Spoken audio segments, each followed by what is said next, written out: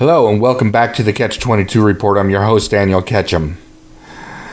So, there has been a lot of things that have been going on since Ruth Bader Ginsburg died. For those of you who don't know or are not aware, she was what they considered a very liberal Supreme Court justice.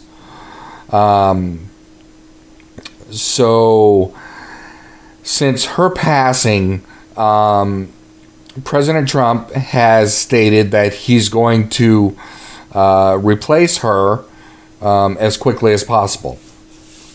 So he has made his choices of people that he wants to present to the Senate. And what the Senate does is they basically go through confirmation hearings.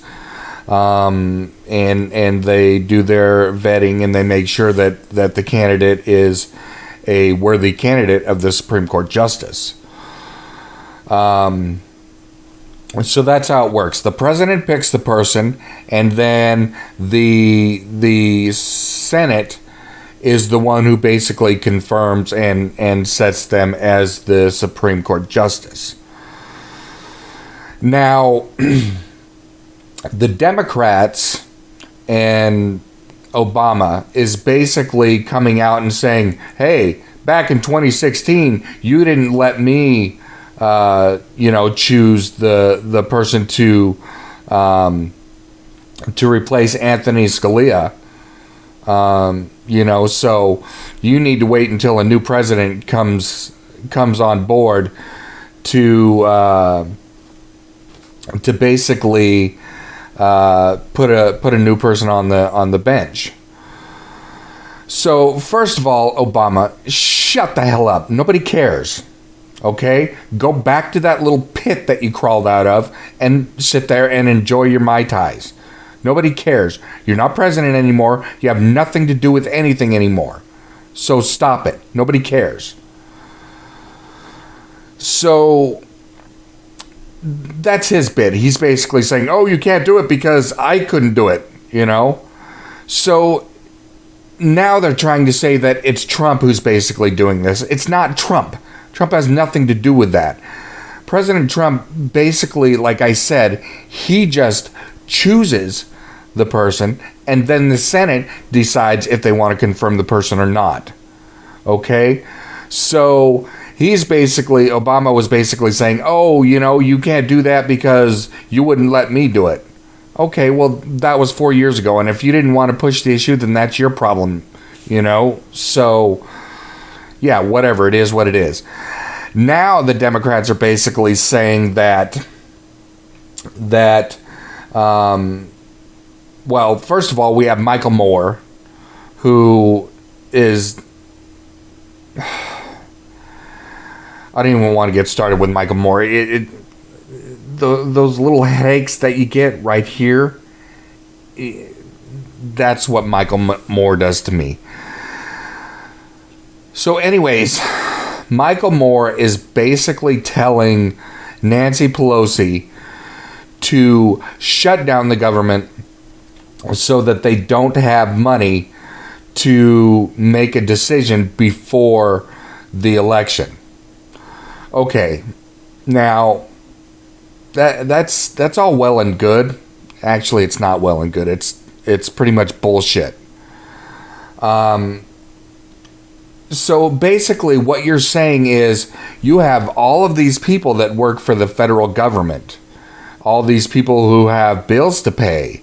They have this to pay. They have that to pay. They're not extremely rich. Because I used to work for the federal government in immigration. And when a government shutdown happens, well, immigration doesn't get affected by it. But there are other agencies within the United States government that are affected by shutdowns. And those people don't get paid when the government is shut down. A lot of them even have to go to work and not get paid. Otherwise they lose their jobs.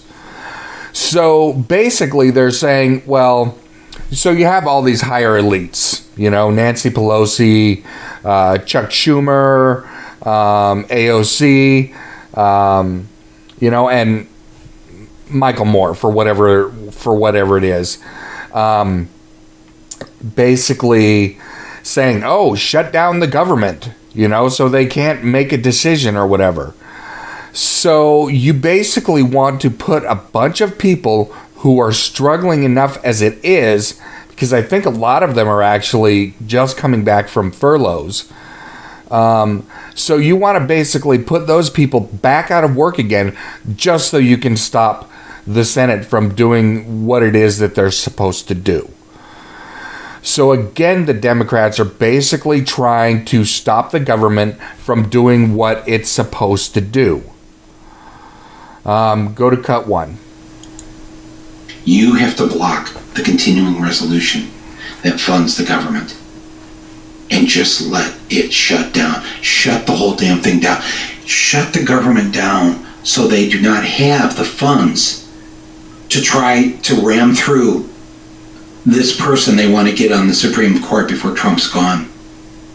Just take the money out of the system that runs the halls of Congress. So as you can see with that, that's basically Michael Moore saying, hey, just do a shutdown so that way they can't do anything. Obviously not caring about the rest of the people, who are affected by the shutdown. All he cares about is them getting their way. Now, another thing that you have is that you have that Nancy Pelosi again is talking about impeachment. They wasted a lot of tax dollars before when they did the first impeachment with Donald Trump over something that we now know, and more information is coming out daily. You can go and check out Dan Bongino's show. He kind of talks about it. Basically, you have the FBI who fabricated a lot of the stuff so that they could actually spy on President Trump's campaign. They did an impeachment the first time under something that was completely false, so now they're talking about impeaching him again. And you have Nancy Pelosi basically talking about all the arrows in her quiver, which is basically all of the things that they have that they could throw at him to impeach him. Okay, now I don't know if Nancy Pelosi truly understands what impeachment means or what it's supposed to be used for, but it's not because you don't like someone's opinion or you don't like the way that someone is doing their job. It's for someone who's doing something that is illegal. And they just don't seem to get that. Him choosing the next Supreme Court justice and wanting it to happen quickly is his job. That's what he's supposed to do. So how can you consider impeaching him for something that he's doing that is his job? Go to cut 2. Some have mentioned the possibility, if they try to push through a nominee in a lame duck session, that you and the House could move to impeach President Trump or Attorney General Barr as a way of stalling and preventing the Senate from acting on this nomination. Well, we have our options. We have arrows in our quiver that I'm not about to discuss right now. See what I mean? She's delusional. So, obviously, they're basically saying, that if you move to, put on this Supreme Court justice, that they can move to impeach him. No, he didn't do anything illegal. He's doing what is within his right and his purview to do. So I don't understand how or where they think that they can, impeach him for. It just floors me the lengths that they will go to in order to get their hands on that power. You know, it's not about the people. It's not about the will of the people. Because most of the people that they've talked to, even people that are Democrats, have said, I don't understand why they're wasting taxpayer dollars. Why? He is only choosing the nominee. That's all he is doing. Which is, like I said, his job. Now they're trying to put it onto him saying that, well, he did his job, so we're going to impeach him. He's got to be out of office. You know, God forbid he should ever do his work or his job. You know, they are just getting to the point where they are just ridiculously unbelievable in their tactics.